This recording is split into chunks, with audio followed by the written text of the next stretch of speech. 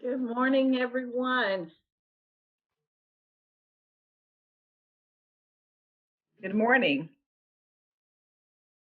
Morning. Good morning. Good morning.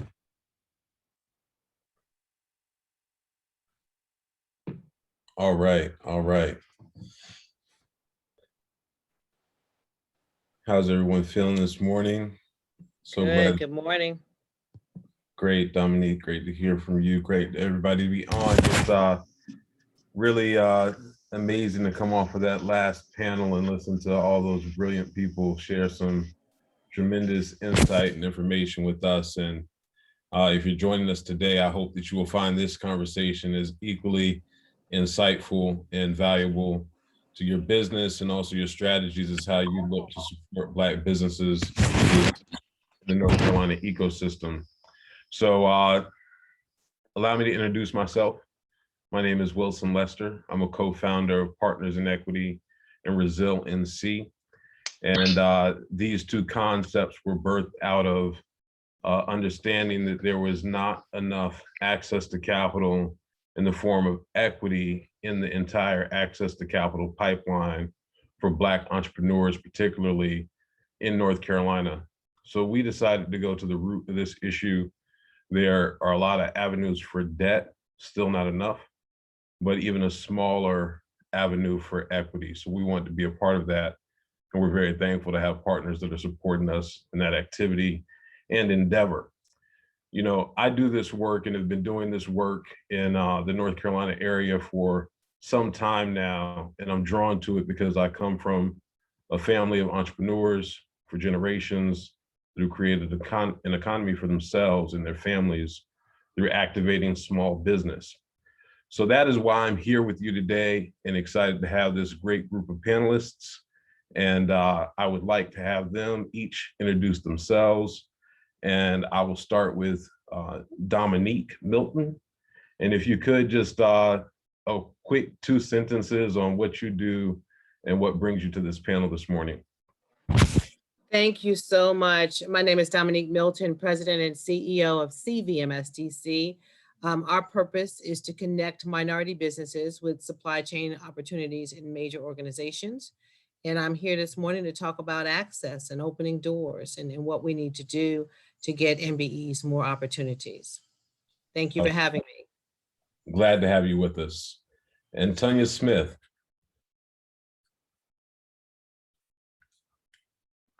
Good morning. I'm Tanya Smith, and I'm the Office of Civil Rights Director for the North Carolina Department of Transportation. And our office is charged with administration of several minority and small business programs. And my goal today is to partner to increase opportunities for small minority businesses. Outstanding. Jeremy Collins. Hey, good morning, everyone. My name is Jeremy Collins. I direct the Governor's Office of Innovative Connectivity. I'm a social engineer. I want us to, as my grandmama would say, I feel like our role is to see to it that we get not only our businesses, the contracts that we need, but also just equitable participation and transformative opportunities in the market. I'm all about that. I want us to be intentional about it. And so I'm here to talk about ways that we can make sure that happens at every level. So thank y'all for having me. Thank you, Jeremy. And last but not least, Candice Parker. Good morning. My name is Candice Parker, and I'm the Manager of Integrated Processes for Balfour Beatty. We're a general contractor that's been serving the Carolinas for over a decade. In my role, I work with our pre-con team and oversee our DE&I and community initiatives. I believe construction has an enormous opportunity to positively impact Black businesses. And so I'm looking forward to talking with you all today about how we're going to change the system.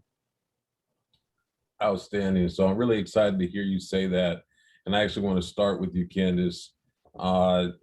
What are some of the key initiatives that Balfour Beatty is currently working on to support underestimated businesses and getting them into your supply chain funnel and procurement process the right way? Yeah, thanks for that question. So for me, we love working in construction. It has an enormous opportunity to create a really great, at a minimum, middle-class life for Black families. Unfortunately, there's just, construction just seems to be kind of behind the 8 ball in integration and providing these opportunities for Black businesses. And so we kind of look at it from a couple of different lenses. One is just that kind of relationship building that Black-owned businesses hasn't had the opportunity to partake in for all of these years. One of the things that we've seen is, we're holding our feet to the fire. How often are we reaching out to Black-owned businesses early to share upcoming projects? Are we working with them on budgets in our pre-con departments? Often these businesses are the last to know. In our industry, folks like to reach out to the established firms and work with them and talk with them first. And so for us, it's recognizing some of these biases to working with kind of the established network and making more of an effort to reach out to these businesses early. So once a quarter, we're having just what we call a networking session, right? It gives the opportunity for our project managers and executives to just get to know some of these business owners. It humanizes the experience. They're not looked at as participation numbers, but they're looked at as people with families who are really trying to build their businesses. And that kind of bridging that relationship gap has been really, really good for us. We don't want to just use Black firms when we've got participation requirements, right? We want to default to them because they're great and we have a good relationship with them. And so that's one of the areas that we've been working on ourselves to push through. I've found that the bonding, insurance, and financial acumen has been a big hurdle with Black-owned businesses. And so one of the things that we've had to do is we've had to really understand it for ourselves. We actually worked with the State Hub Office to have a bonding series. We've talked with different insurance agents and risk managers from the city to really see what these companies are dealing with. Bonding, insurance, finance, those are some of the biggest barriers for these businesses.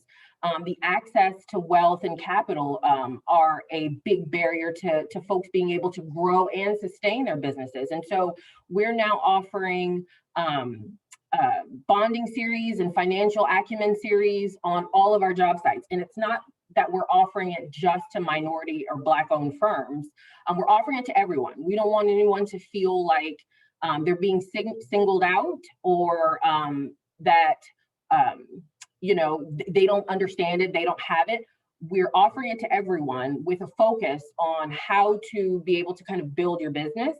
And that's been very, very helpful. I think education is a great equalizer. And so providing that financial literacy and that bidding literacy to Black-owned firms has been very helpful. And then finally, something that I'm super passionate about is educating the next generation, the 2.0. Nobody came into my classroom that looked like me and talked to me about construction. And so that's one of the things that we are actively trying to kind of undo. We work with communities in schools, we work with Wake Tech and Durham Tech, we work with the YMCA in an effort to have people that look like me, women, Black women, and project managers, not just our field staff, but folks that are executives, to talk to these kids about construction and a future in construction and the steps that they can take now, the relationships, having them do resume writing and interviewing and all the things that the network doesn't typically share with us, kind of planting that seed for them moving forward. So I was a little longer than I was hoping, but those are kind of the 3 that we've been focusing on.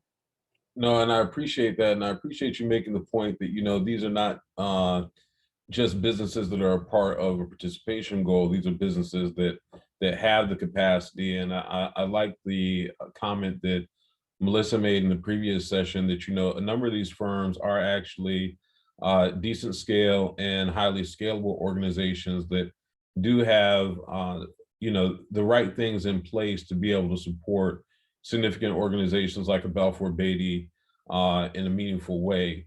And with that, and while we're on this topic in your organization, I'd like to slide over to Tanya and kind of talk about what some of the parallels are at DOT and their efforts to encourage not just greater participation, but a supply chain that is designed with the African American business owner and firm that's providing either supply, service, or development for their organization. Yes, thank you. And thank you for allowing us to participate today at NCDOT. We are very pleased to be a partner with the state and all of our agencies that are represented. So our goal is to be more collaborative, to increase minority participation in contracting, workforce development, and this is a big one, disaster recovery opportunities. The Office of Civil Rights has a lot to offer. We receive both federal dollars and state dollars to help build up the underserved communities, to offer supportive services, to do construction trade academies, which is a training base to help build our workforce, build our construction trade. Many of our firms do have the same challenges of bonding and capacity, and really just learning about the opportunities that exist. Oftentimes we find a lot of construction and different types of firms are not aware of all of the opportunities in transportation, that we do tons of horizontal construction. We have material and supply contracts. We buy chemicals, we buy asphalt and concrete. We have other services around NCDOT, from airports to our port authority. And there's lots of ways for minority businesses to engage. Now, we talk a lot about small business and minorities.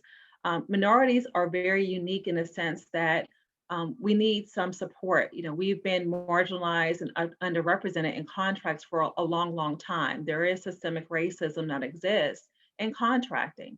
So we have a great leadership here at NCDOT with a great governor. We have a new secretary, Secretary Eric Boyette, who's been very, very intentional about overcoming these barriers and getting the word out at all levels of staff. And so some of the current initiatives that we're working on is our Division of Highways. For the first time ever, in partnership with my office, Civil Rights Office, we began hosting outreach events on Saturdays, where your top decision makers, your procurement people, are there on site meeting with these disadvantaged businesses to provide training, to answer questions, and really just get out the opportunities that exist. You know, historically, the Civil Rights Office goes out in the community and we tell them about the opportunities, and they come back and say, well, we know about it, but we can't get access to it. And so now we have the decision makers there at the table meeting directly in the community on a Saturday. And Saturdays are important because it doesn't take time away during the week from these businesses taking time off of work. So we had our first series of events last Saturday. We're doing all 14 divisions, which covers the entire state. We did 7 last Saturday, June 19th, and this Saturday, we're doing 7 more. It's a great opportunity to share that information, get the word out. We've done lots of media blitzes on it, and really trying to get opportunities for our businesses, not just to increase utilization, but really give the opportunities out and talk to the community about transferable skills. We've sent out our central and division contract opportunities to all DBE firms. We're really just being intentional about blasting out the opportunities so it's not difficult for our firms to learn about the opportunities.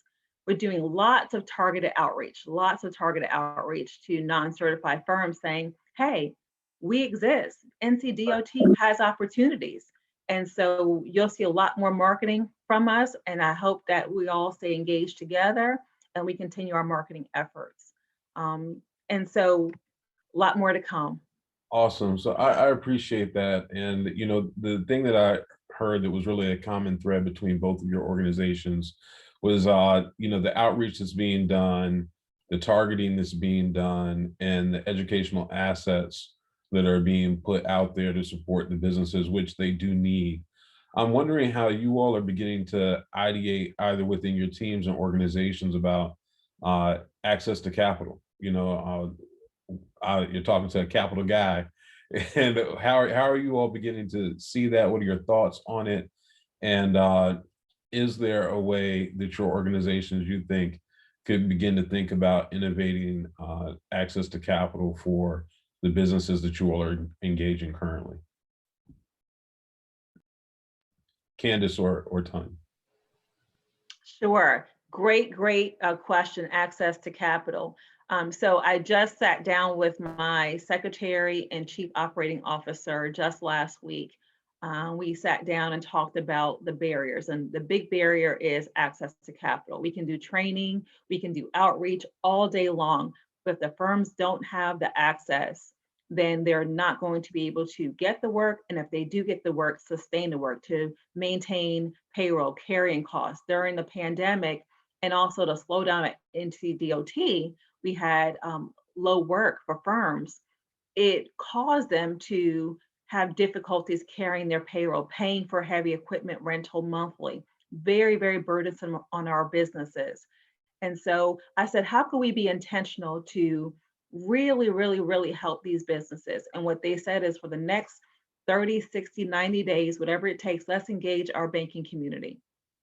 Let's look at ways that we can help the banks understand what are the opportunities, so that when they give those loans out, they can say that these work codes are available and maybe the risk is lower. Because what we're hearing now is a lot of our banking firms are saying, well, we have a lot of risk. We have to mitigate our risk, right? So that's where we can open the dialogue to our lending partners to say, you know what, this is almost guaranteed work, right? This is a pipeline of work that we need. For instance, litter pickup, right? We have lots of opportunity right now for litter pickup throughout the state. Have you ever driven down the roads lately and saw there's a lot of litter, right? And so our General Assembly has given us dollars. So those types of opportunities we need to present to our lending partners and make them a partner to know that this work is coming down a pipeline. Now, we can't personally guarantee a loan or guarantee a loan of any sort, but we can work with on the education piece with the banks and see how we can build that relationship. Now, I love how you illustrated a few things there. Oftentimes, we don't think about how many different opportunities there are for businesses to contract. And you see good businesses that have an opportunity to make money, but may have not thought about this litter project before, but as you put it, are doing horizontal construction and could possibly diversify their businesses into it. That's pretty interesting. But also the point that you're making, I think that is truly important, is that this is work that will happen. We are going to pay it out. And sometimes we really need to make sure that while we're concentrating education efforts on the individual businesses, we're also needing to make sure we concentrate those educational efforts on the entities that could possibly provide more opportunity to them. A phrase and a term that's coined in the triad market right now by organizations like the Greensboro Business League is, how do we put green dollars in Black hands? But I think being able to educate those entities that are in control of those dollars in a way that's meaningful would truly be impactful. So while we're on the topic of innovating in capital, I'd like to switch over to innovation and information and have Jeremy join the conversation and uplift some of the things that you all are doing to try to ensure that you all have the appropriate initiatives that are engaging African-American businesses across the state of North Carolina. Hey, thank you for that, and thanks for this great conversation. You know, one of the things that we're doing is mining kind of the equity of broadband and the delivery of service at every level. And so, you know, this initiative stood up by Governor Cooper, very thankful to him and Chief Jones and the staff for allowing me to be in this role and to do this work around innovative connectivity, is to think creatively about connecting or bringing high performance broadband to every community. So if you look at broadband or the delivery of that service as just a widget, then it's about how do we get homes connected to a signal. But if you peel back the layer, go one step deeper, it's really about how do you provide transformative economic development to all these intersectional spaces in our community. So the delivery of broadband is construction, it's highways, it's hauling, it is tower climbing, it's engineering, surveying, land. We use easements, right-of-ways, and permitting. And so there's so many different areas where we can be intentional about prioritizing contracting in minority spaces. If you think about all that's available with high performance connectivity, this isn't just constructing a network, it's reconstruction. It's the ability to change lives through connectivity. And so we're really intentional about that. I'm actually in Miami right now presenting at a conference around the Internet of Things. And we're talking about the next wave of how we not just see broadband, but how do we see broader opportunities for people? And I'm really excited that Governor Cooper and North Carolina is at the forefront on a statewide level. Again, I'm not just thinking about, let's say, bringing broadband to marginalized populations, rural populations, prioritizing low cost, high performance connectivity, but then how do we do it and make sure that we're equitable about delivery of that service? Not just is it affordable, but did we contract with minority firms and minority business at every possible level? Again, when I said earlier about speaking about being intentional, language matters. So quite often it's not just that someone that something is a hurdle or that some businesses don't flourish as well. My property law professor used to say, if you follow the money, you can always figure out where the problems are.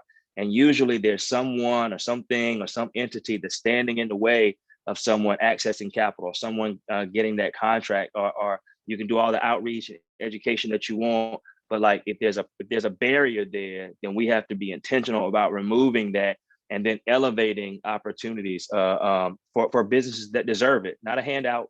It's not like it's not a diversity hire. It's not a quota being met. It's actually just making the opportunity available to the businesses that are most successful at delivering that service. If you want to deliver a service to a community, if you want to know who can build a Black church the best, then most likely it's a person who's been going to a Black church, right? And so like we need to be just providing opportunities for people in the community to service their communities.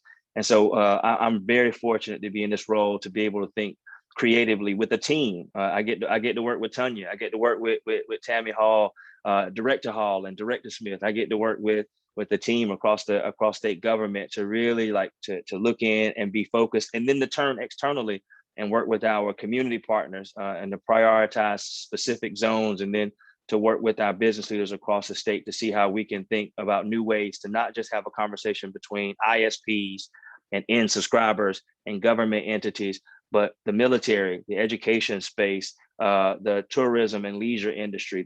Everybody has a role to play in this, and I'm just really excited to be a part of it. Oh, that's really exciting, and I appreciate you connecting the dots on your collaboration with the other organizations and the teams on the call. And I want to pull in Dominique into the conversation, because her organization is not just an aggregator, but an advocate. And I would like for you to kind of highlight how what you're doing in the marketplace is making sure that African-American owned businesses continue to sustain through the opportunities that our friends here have shared this morning. Absolutely. Thank you so much. And all of the panelists shared my favorite word, which is intentionality, right? We have to be intentional about everything that we do. you know, the organizations that we've become a part of. We're an advocacy group designed to be able to help minority businesses to grow wealth. And so you have to be intentional about those organizations you're a part of, intentional about where you spend your money, where you save your money. I'll put a plug in for the event that we have coming up, which is BOC 21, where we're going to actually feature business owners who've grown their business from concept to billions of dollars, right?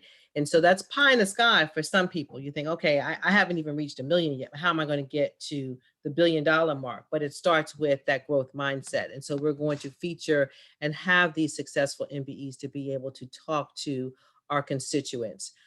Secondly, we're going to have a whole area on access to capital.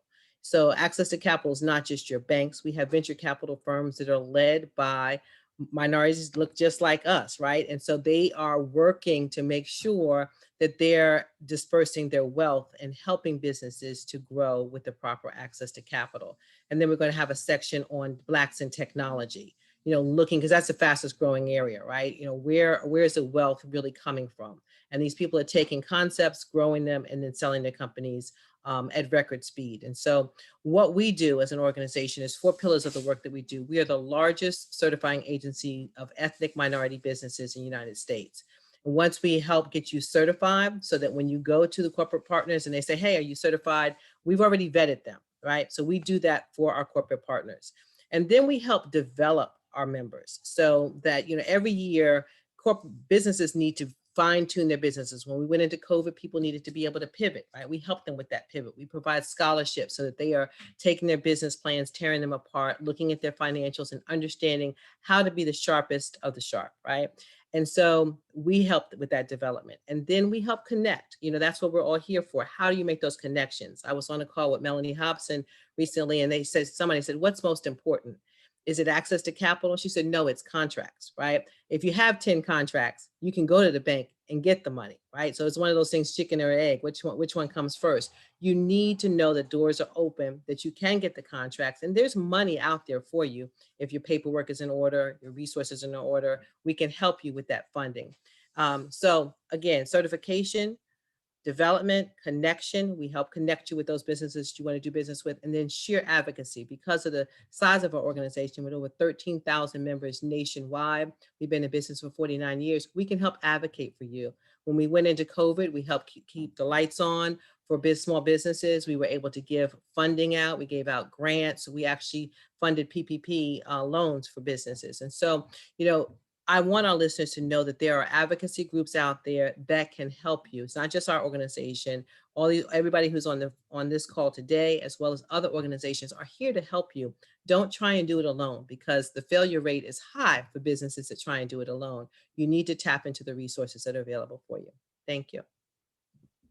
Outstanding. I really appreciate those comments.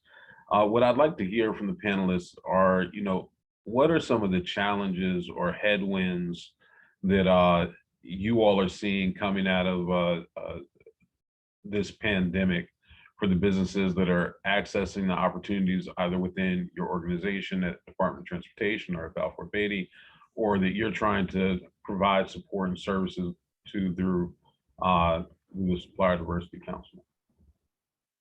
Sure, if I can jump in. Some of the challenges that we're seeing businesses face are really financial capacity. I cannot underscore that enough. Supplier credit and equipment financing. For a small disadvantaged business, purchasing a huge truck is very, very, very burdensome. Many times the firms have to lease the equipment.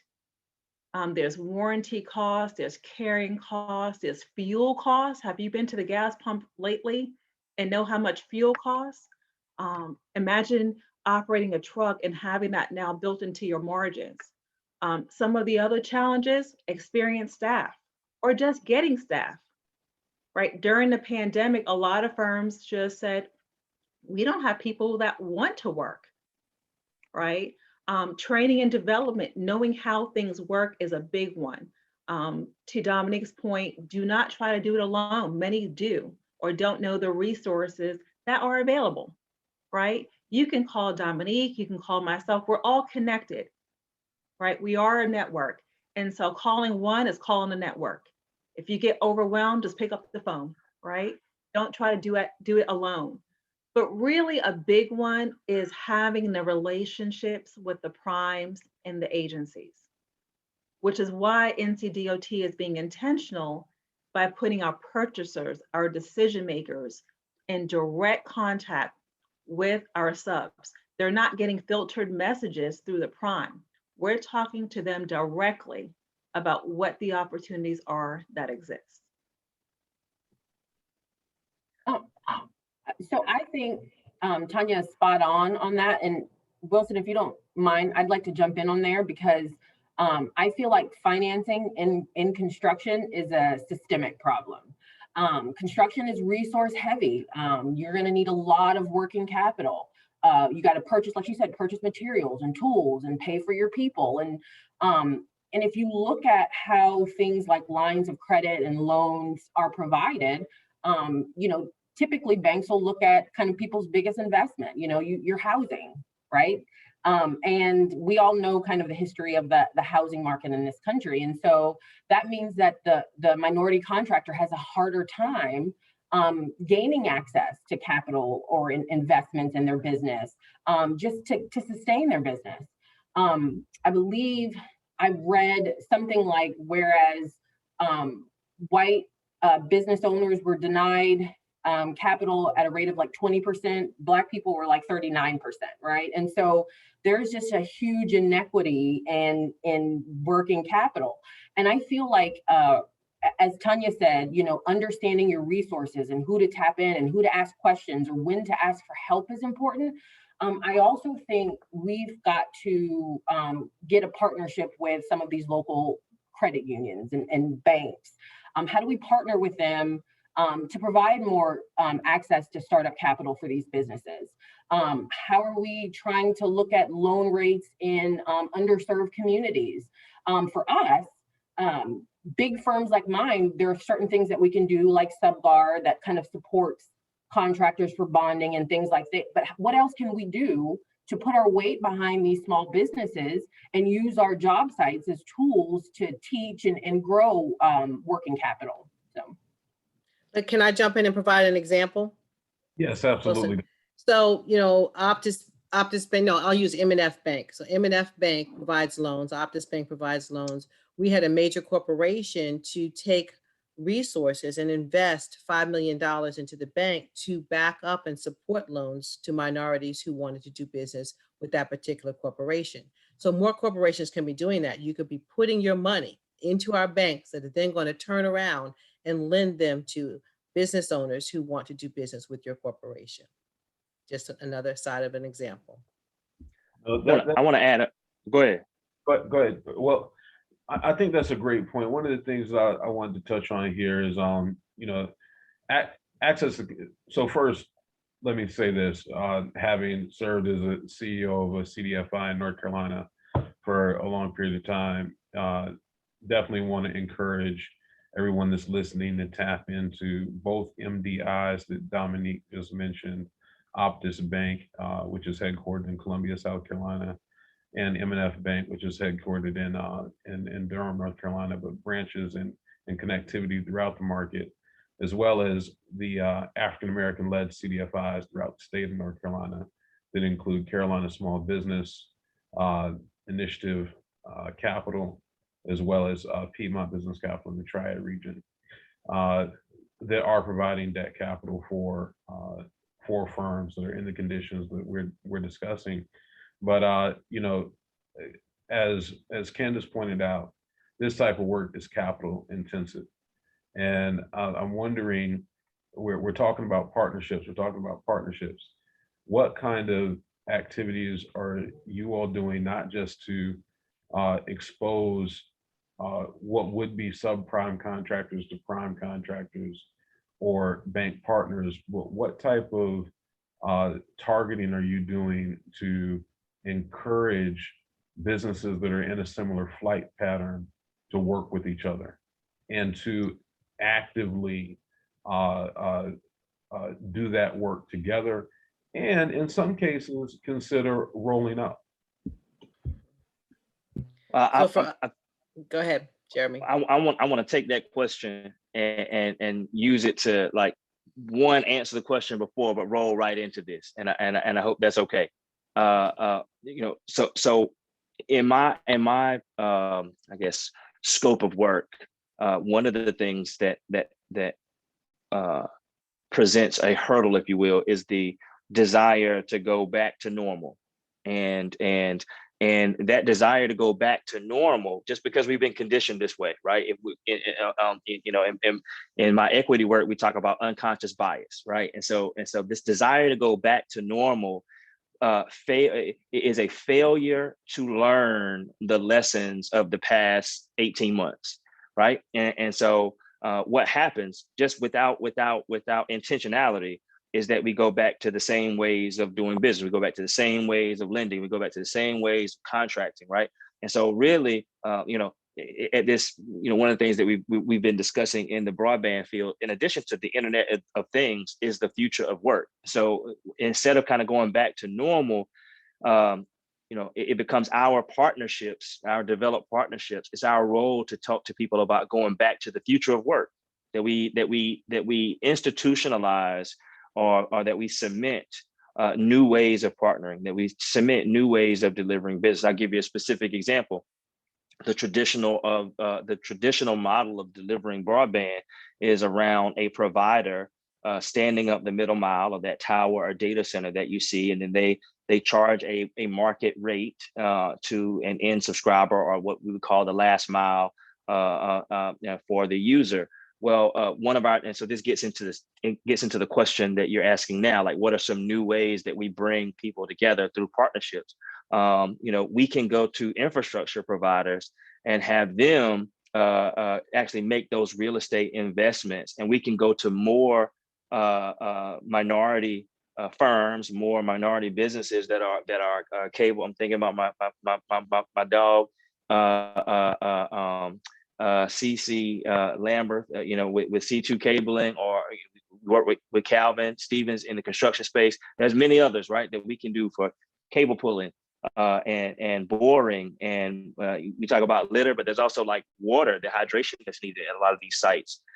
We can go to some of those other firms and prioritize those contracts because we didn't have to be so capital intensive on the front end, and we can create more opportunities for subs and some primes to get in on the business, as opposed to just relying on the major telecoms to do it. That's just one way we can think innovatively about delivering the actual broadband connectivity that also reduces the cost to the end subscriber. So you actually are feeding two birds with one hand. Yeah, one point I wanted to make on that, because I really like the examples that you just pointed out. And, as I work to encourage those of us that are responsible for influencing the capital in our organizations, oftentimes, we talk about, the most responsive and best bidder. And oftentimes that comes with, not always, but sometimes selecting the lowest cost bidder.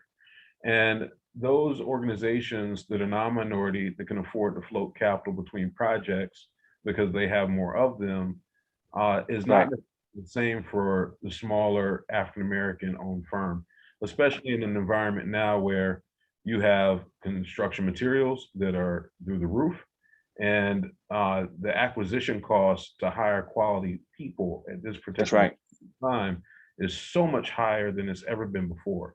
And those firms that lost team members during COVID, they just don't have the same staff that they had, nor at the same expense. So how are we within our organizations helping our team members understand what these businesses are challenged with in terms of their outlook and how they're going to be showing in the bid process? Anyone? Yeah, that's a really good point, and it's something that as well that leadership at NCDOT has had recent conversation. The purchasing that we follow with the lowest responsive bidder is something that is regulatory at this point, but it does create inequities with minority participation in particular. One thing that our office is doing and strive to do better at is really working with the firms to do technical assistance to build your proposals, to know how to price effectively, setting them to training courses, having consultants work with them.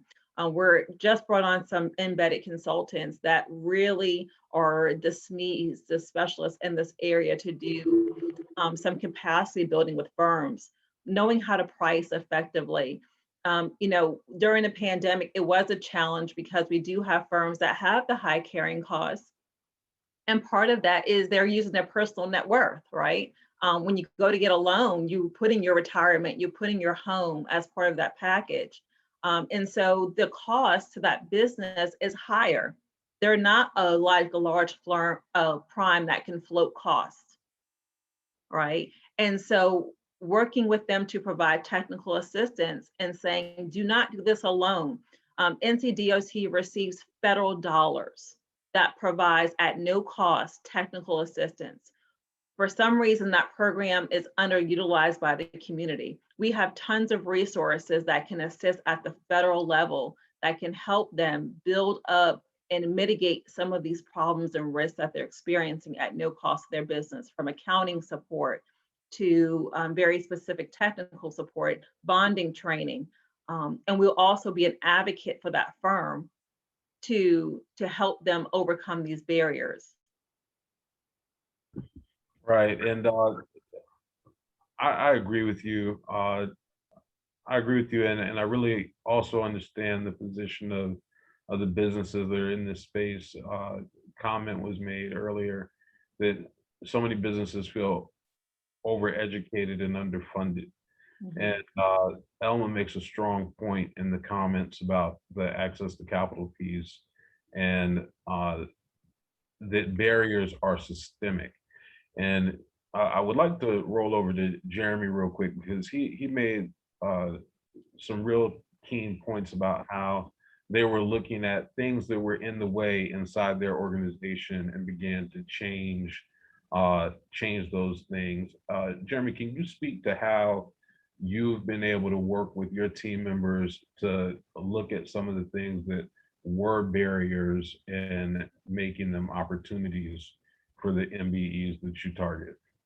Yeah, so real great question, and as quickly as I can, like one, we looked at things that happened, but then tried to dig deeper into culture, right? Because activity is just a reflection of culture, and so we would quite often talk about unconscious bias or systemic racism. And if these things are true, then the only way to combat them is with systemic anti-racism, right? And being intentional, as we've been saying this entire conversation. And so it's like, if anytime we contract with somebody, we make sure that they are committed to equity. I think that's a baseline thing that we do going in. If we say we're going to serve marginalized populations, then we have to have marginalized populations as a part of the contracting. I mean, Governor Cooper's leadership has been about kind of being intentional and stepping into a space and saying, hey, here's a problem. Like, what are we going to do to make it better? And so if we're going to do an equitable thing, literally, I mean, my project comes out of a desire from the governor to do something in response to the COVID crisis that could change something for everyone. And I should have said that earlier. Like, the governor didn't just stand this up because he thinks the internet is cool. He probably does, but his intention was like, what can we do given everything that's happened? What can we do that what's the one thing? If there was one thing that we could do that would affect everybody, like in a positive way, what could we do? And this was one of those things. Not the only thing, but it's one of those things. And so, in thinking about this at every level, equity is a thing that has to be mined at every level. It's got to be mined at composition. It's got to be mined at performance, and it's got to be mined at productivity at the outcome. And so, with my team, as we look across the industry and in our different organizations, it's not about like who's not here. It's about what do we hope to get on the other end. And if we hope to get a more equitable service on the other end, then who can give that to us, right? Who are the community connections that we need to have in place? We can't just hope that they're going to get there one day. We can't just pray about it or be aspirational that it might happen. We got to bake those people and those industries and those partnerships right in from the beginning and at every level. And when you don't focus on like who is necessarily there, because that's a them and us type situation, but if you focus on like, well, where are we trying to get, and who has to be a part of this for us to get there in the right way, that I've seen that be very successful across both the public and private industries and entities, because that's what we say. We say we're all rolling in the same direction, so we just got to be intentional about getting there. I hope that answers your question. It did answer my question, and I thought it was really valuable. One of the things that I would like each of you to comment on as we get close to the end of this session, and I'd like Dominique to start with this, because I know she has a little bit of a connectivity issue, and hopefully we can capture her thoughts. But if you could summarize in 1 or 2 sentences, what are the have to happen activities from your vantage in order for us to achieve the goals and success that we desire to be the outcome of the intentionality and approaches we discussed this morning? And sure, thank you. We just recently did a study. It came out of our Michigan Council, and the study looked at the economic wealth gap, right? And so if we stay on the same trajectory that we're on right now, it would take 300 years for us to even close that wealth gap that we have. But if we're intentional, and if every major corporation, every entity that has opportunities, supply chain opportunities, were to just increase their spend by 1% a year, 1% a year, we could close the wealth gap in 15 years. So my solution, our solution, is opening doors, presenting those opportunities, and breaking down the barriers that make it difficult for those smaller businesses to come in, right? Helping them with mentor protege programs, whatever it takes to help companies be able to fill those needs, but intentionally as corporate partners saying, hey, we have these opportunities and we are not going to close a contract without looking at suppliers of color to be able to fill these gaps. If we do that, if we're intentional, we will see movement. We'll close that wealth gap. So that's and to our listeners, joining organizations that can help you make those connections and help develop you and help you be ready to address those contracts when the doors are open. Thank you. Outstanding. Candice? Yeah, so we've hit on finances. So I'd say the other big one is relationships, and for firms like mine to make the effort to build relationships with some of these smaller firms. What I love about, and bidding. Bidding is also a big one. I've got this hybrid role, pre-con, community diversity. And one of the things that I've seen is the biggest area for a minority subcontractor to fail is during that bidding process. Our team now spends so much more time on the front end working with these firms during pre-con. And then I also manage our market report. So it's really picking up the phone and asking those questions. Hey, have you seen what microchips are doing? Have you seen what polyiso insulation is doing? Making ourselves available to answer these questions and checking in even if they don't have questions. And then holding our team and our fellow contractors' feet to the fire to be fair. You know, we see these jobs, you know, you want to look for responsible bidders for your owners, but you see some bids that are low. We know a package is underbid. And you think, okay, well, I'm going to still give them the job, right? Because I want them to have, you know, money for their business. But I say it's better for a sub to not have that project than to give them a job that they won't and can't succeed at. So it's just, again, being fair, having those conversations and making yourself available to review the bids with them so that they can do better and they know better for next time. So. Awesome. Director Smith? Yes, thank you. Great question. It's something that I explore a lot and think about. And let me start by saying that, again, I cannot underscore the administration that we're in. Governor Cooper and his staff has been extraordinary in trying to really be the voice for the underserved, and has been very intentional in meeting with my office to say, what can we do? One of the first things is a shared goal. It needs to be everyone's responsibility, not your advocates, not your Office of Civil Rights or your hub office advocating to the masses of why it's important. It needs to be everyone's responsibility. I say we've done a great job educating our businesses, but what we haven't done a great job is educating ourselves or our leadership on how to make that change.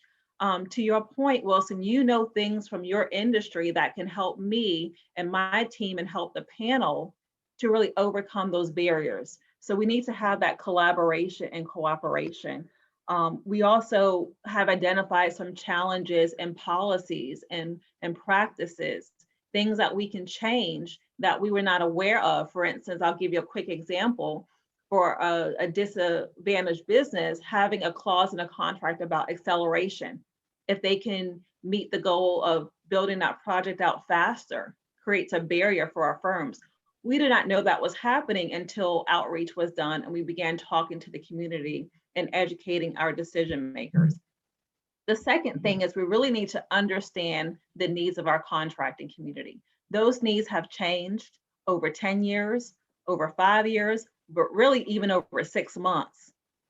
And so we cannot use outdated models to initiate changes or projects or to inform decisions. We really need to be intentional about current needs and current trends and not living in the past. So I think those are really two things that must happen, need to happen, ought to happen today, should have happened yesterday.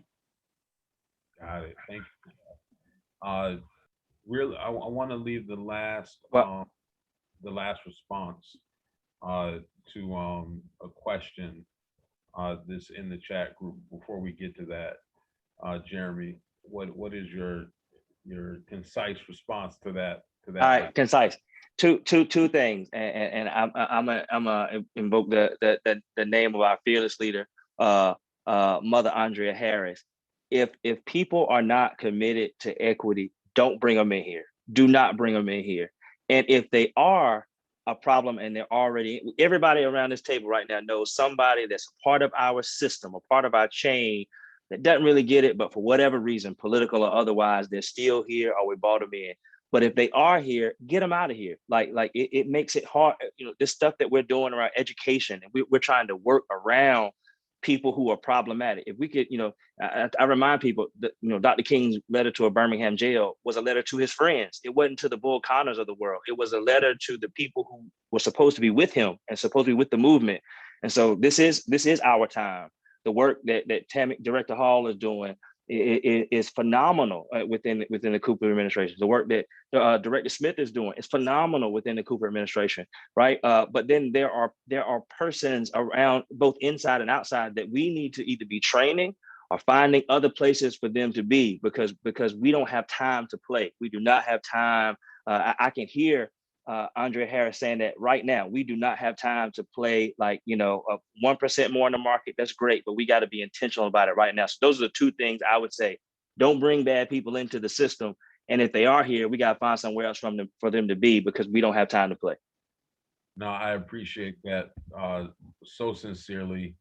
Weed the people out. And while you all are weeding the people out, those of you that are at the helm of our state, weed the policies out, because we can. That's right. If we don't change the guidelines, you can put anyone in the role and have the issue. So with that said, we have a question from Mr. Carl Brown. And what he's asking is, are there any sub or prime relationships that your organizations are endorsing to ensure small underutilized businesses gain the experience necessary as they work to grow and scale? So are there any organizations that you all have consistently worked with that you're working with to ensure that this segment of businesses have the opportunity to experience the scalability that they're working towards? Sure, if I can jump in on that one. For the first time ever, NCDOT Division of Highways, the chief engineer, that those at the top of the realm of the helm are actually having direct conversations with our prime contractors about NCDOT's position and intentionality to increase minority participation. Just this week, they put out a draft memo to attach to all of our solicitations, informing we are very intentional and we expect that they work with our minority participation base. And that came as a memo directly from his office with his signature that's attached to all of our solicitations on highway projects about our position on that statement. So that was a very bold move. We don't need to work through other parties. He wants to work directly with the primes and let them know this is where we are, because we are the ones that are the contract authority. Outstanding. Anyone else want to respond quickly? We have just a couple of minutes.